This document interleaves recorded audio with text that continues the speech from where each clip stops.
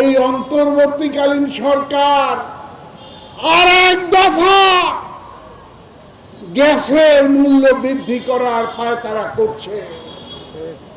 এই বাংলার আমাদের প্রিয় মাতৃভূমির শিল্প কল কারখানা ধ্বংস করে দেওয়ার জন্য বৈদেশিক ষড়যন্ত্রের শিকার হয়ে আজকে এই পায়তারায় তারা লিপ্ত হয়েছে।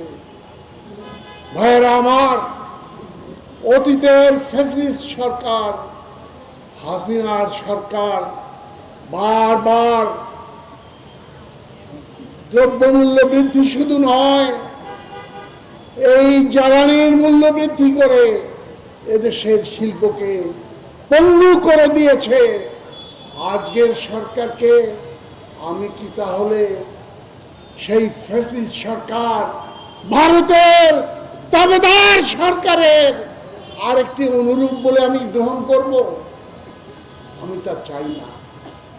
আমি এ কথা বলতে চাই না এই সরকার হাসিনার মতো ভারতের তাবেদারি করে ভারতের শিল্পের বিকাশের স্বার্থে বাংলার শিল্প বিকাশকে ব্যাহত করার জন্য এই গ্যাসের